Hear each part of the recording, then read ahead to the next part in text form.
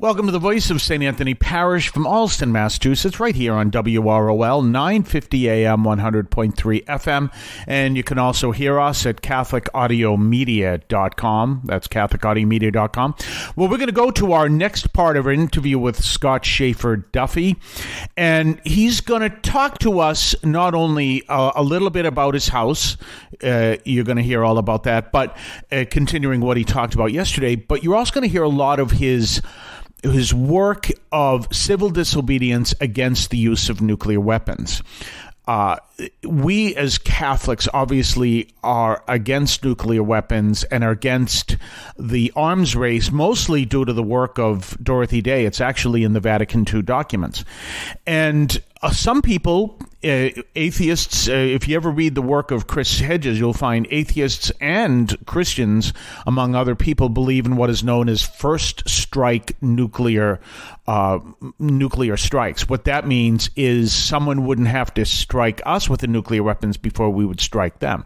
The United States policy is against that. What the United States believes in is mutually assured destruction, which itself is not a great thing for anyone, but what it means is the way we make sure they are not going to attack us first is they have to understand that if they attack us first, we will attack them. But Scott Shaeffer Duffy is against nuclear weapons altogether, and so we're going to hear his story, a little bit of his story of his civil disobedience work in that field. Let's switch over to him now. That this house will always be open. Wow. Well, that's very much the Catholic worker spirit. Yeah. Well, so and by that point we had 2 children, and so we moderated the hospitality here. We had 6 guests, and we had one homeless man with us on the first floor here with our kids, and others upstairs, and we had other volunteers. And over time, we had ended up all 4 of our children have been raised here. Wow. We've had some homeless families periodically, but mostly single men and women. We've had a huge variety of people. I think people from 21 countries have stayed with us. Wow. And just real wonderful experience. Claire was worried about how was it going to be for our kids.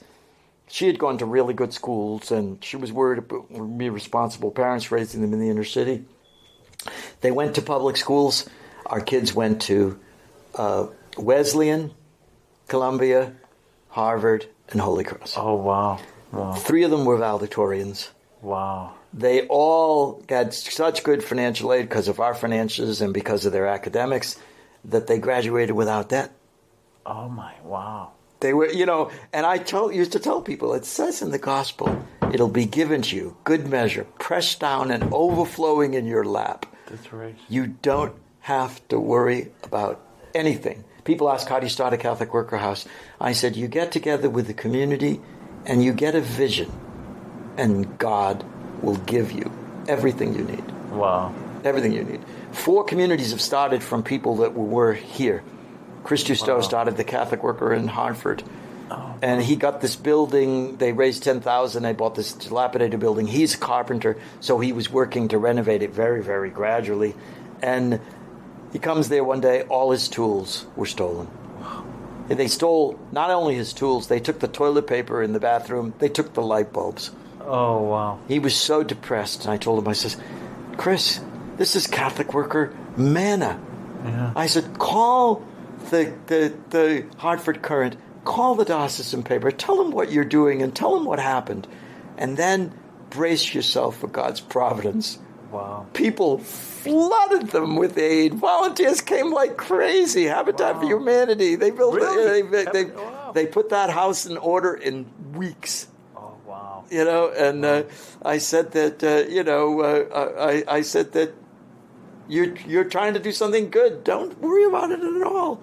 Wow. It will get done. And so anyway, that's we Claire and I think between us have been arrested 65 times. We've been separated in jail from each other for about a half a year of our marriage. It's so life. funny the way you talk about it. Just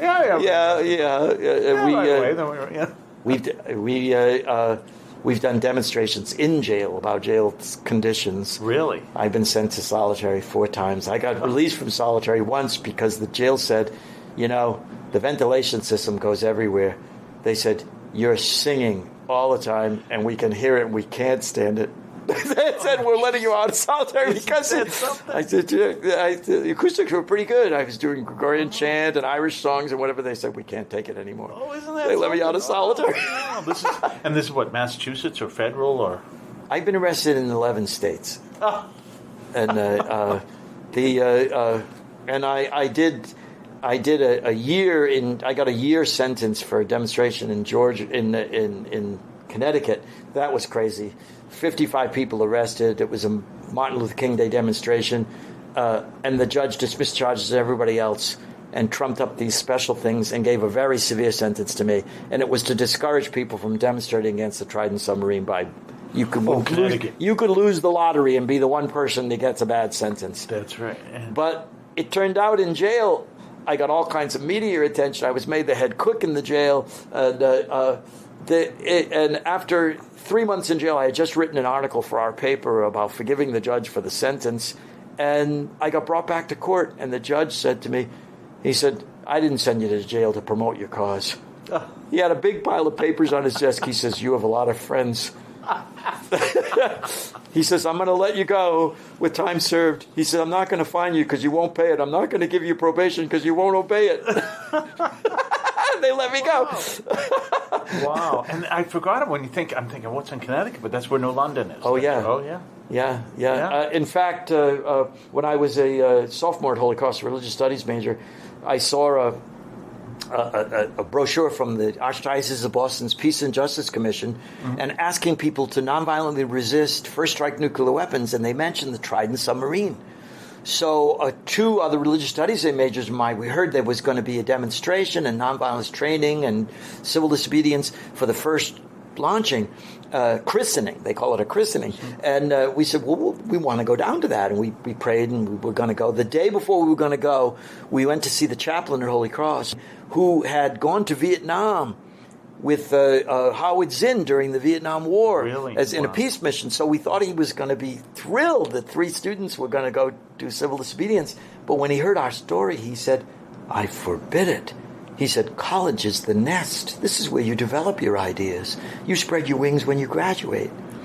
And Joe Bukowski and I didn't know what to say. Pat Tam, a really contemplative Asian guy, says, Father, I believe God calls me to do this. He said, if I say no to this now, how much easier it will be to say no for the rest of my life. Wow. And he walked out of the room. Joe and I said, we're with him. We went with him. And we did civil disobedience.